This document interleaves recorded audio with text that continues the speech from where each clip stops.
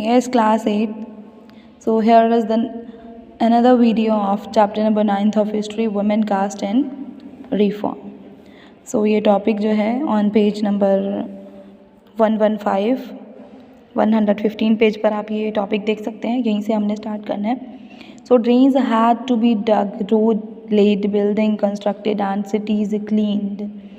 सो अब यहाँ पर आप देख रहे हैं कि हमने कास्ट एंड सोशल रिफॉर्म्स वाला जो टॉपिक स्टार्ट किया था, इसमें बहुत सारा हमने कुछ इसमें पढ़ा भी है। सो अब देख रहे थे हम कि जो नए नए शहर बनते जा रहे थे उनमें वहाँ पर बहुत सारे लेबर की भी ज़रूरत थी।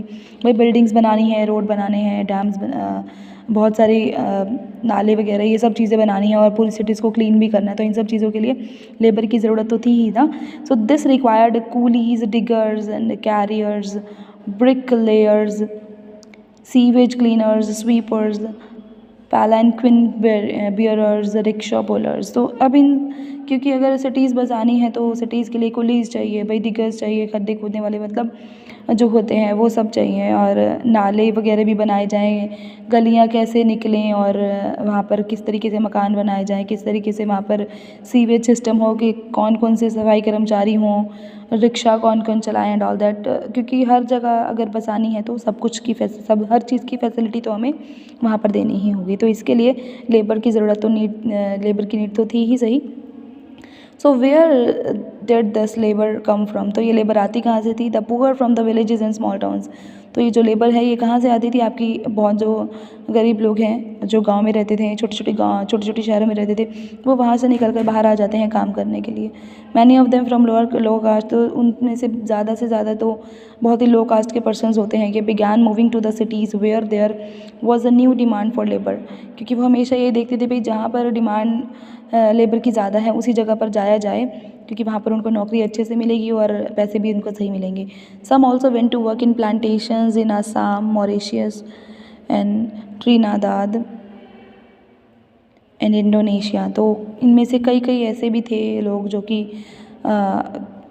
आपके प्लांटेशंस वगैरह में खेती बाड़ी में काम करने के लिए आसाम में जा रहे थे, या फिर वो देश ही बदल रहे थे, वे मॉरिशियस में जा रहे थे या फिर इंडोनेशिया में वो चले गए थे ताकि उनको ज़्यादा से ज़्यादा काम मिल सके। Work in new locations was often very hard, तो नई जगह पर काम करना इनके लिए बहुत ज़्यादा मुश्किल भी था। But the poor people from low caste saw this is an opportunity to get away from the oppressive hold that upper caste landowners exercised over their lives and the daily humiliation they suffered। लेकिन जो गरीब लोग थे, जो बहुत ही लो cast से जो persons आए हुए थे, वो इस मौके को एक अपॉर्चुनिटी की तरह, एक अच्छे मौके की तरह देख रहे थे कि इसके थ्रू, इसकी वजह से क्या है, उन्हें अपर कास्ट से अब उन्हें आज़ादी मिल सकती है और अपर कास्ट वाले पर्सन जो उनकी जीवन को अच्छे से हैंडल करते हैं, पूरा टेक ओवर कर लेते हैं उन्हें, तो अब ये नहीं होने, अब ये सब नहीं चाहते थे, और साथ में जो भी डेली ह्यूमिलिएशन उनके साथ होता है वो इसको नहीं सहना चाहते थे।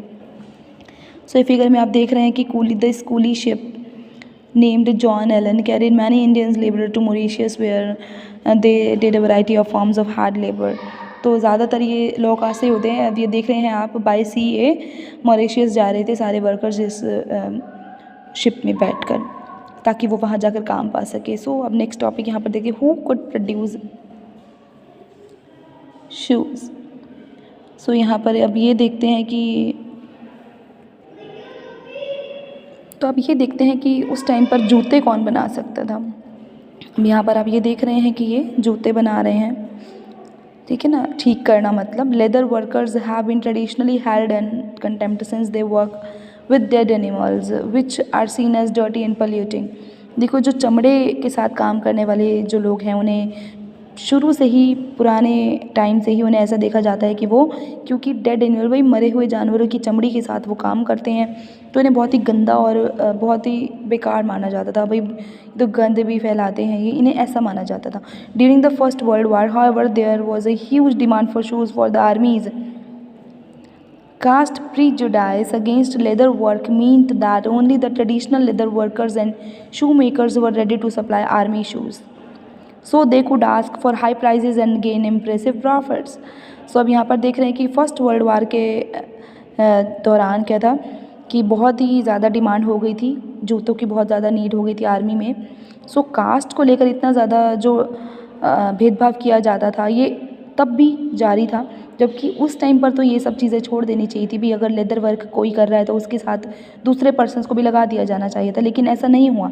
तो अब वो क्या कर सकते थे कि लेदर वर्कर्स जो हैं, क्योंकि नीची जात के हैं तो उन्हें ये ऐसा काम सौंपा गया है, तो वो अपना जूते बनाकर वो बहुत सारे पैसे कमा सकते थे, है ना, बहुत, क्योंकि ऊंचे दामों पर उन जूतों को बेच सकते थे। भाई आर्मी वाले हैं, इनको शूज़ बेचने हैं तो किसी भी प्राइजेस पर इन्हें लेने होंगे। So Madigas making shoes 19th century Andhra Pradesh, Andhra Pradesh में ये एक पिक्चर आई हुई है वहाँ से। सो मारीगाज जो है ये बहुत ही अछूत इनको माना जाता था। सो लेकिन ये एक्सपर्ट होते थे कि they were expert at cleaning hides, tanning them for use and sewing sandals. तो ये जूते वगैरह सिलने के लिए, सैंडल्स वगैरह सिलने के लिए और साफ़ सफाई के लिए इनको भेजा जाता था, इनका इस तरीके से इस्तेमाल किया जाता था। इन पर्सन से ये सब काम लिए जाते थे, तो इनको नीच समझा जाता था and all that. There were other jobs too, तो और भी बहुत सारे काम ऐसे होते थे जो इनसे करवाए जाते थे। Army for instance offered opportunities, तो उन पर्सनस को, इन सभी पर्सनस को एक आर्मी भी इनके लिए एक अपॉर्चुनिटी होती थी कि a number of Mahar people who were regarded as untouchable found jobs in Mahar regiment. सो बहुत सारे ऐसे पर्सन्स थे जिनको अछूत माना जाता था, जिनको नीच माना जाता था, उन सभी को भी यहाँ पर नौकरियाँ दी गई थी। The father of Bhimrao Ambedkar, the leader of Dalit movement, taught at an army school. तो आर्मी स्कूल जो है बनाया गया, जो आर्मी स्कूल पर ही भीमराव अम्बेडकर के जो पिताजी हैं वो भी वहीं पर ही पढ़े थे। नेक्स्ट आगे देखते हैं बेटा। अब आप ये एक और ये फिगर गिवन है यहाँ पर, ये एक पिक्चर में आप देख सकते हैं, द ब्लाज of Gujarat carrying mangoes to the market, की ये सारे देखो आम लेकर मार्केट में जा रहे हैं। और ये अपर कास्ट लैंड ओनर्स के लिए लोग काम करते हैं, इन्हीं के लिए खेती करते हैं अपने फील्ड्स पर, और इन्हीं को ही फिर अपना सामान बेचते हैं एंड ऑल दैट, मार्केट में बेच के पैसे उन्हीं को देने। इसी तरीके से इनका एक्सप्लॉयटेशन होता था उस टाइम पे। No place inside the classroom. अब देखो बॉम्बे प्रेसिडेंसी के बारे में कुछ यहाँ पर लिखा गया है कि 1829 में, क्योंकि ये लोग अनटचेबल होते थे तो कई पर्सन्स को गवर्नमेंट स्कूल में भी नहीं एंटर करने दिया जाता। तो अब आप खुद ही सोचो, प्राइवेट स्कूल वो अफोर्ड नहीं कर सकते हैं, गवर्नमेंट में उनको जाने नहीं देते हैं। When some of pressed hard for that right, they were allowed to sit on the veranda outside the classroom and listen to the lessons. तो अगर कई ऐसे होते थे जो वही बार बार ज़िद करते थे, नहीं हमें क्लासेस लेनी है, हमें क्लासेस लेनी है, तो ऐसे पर्सन्स को क्या, ऐसे बच्चों को अपने ये इस तरीके से अलाउ किया जाता था, भाई नीचे बैठकर ज़मीन पर और क्लास के बाहर बैठकर बस तुम सुन सकते हो जो पाठ अंदर पढ़ाया जा रहा है, without polluting the room where upper caste boys are taught. तो ताकि वो रूम को गंदा ना कर सके, क्योंकि इनको बहुत बेकार माना जाता था इन्हें एट दैट टाइम, ठीक है। सो ताकि अपर कास्ट वाले पर्सन्स को, अपर कास्ट वाले बॉयज़ को गंदा ना कर दें एंड ऑल दैट, तो इसलिए इनको बाहर ही रखा जाता था। नेक्स्ट टॉपिक है demands for equality and justice. अभी नेक्स्ट वीडियो में इसको डिस्कस करते हैं।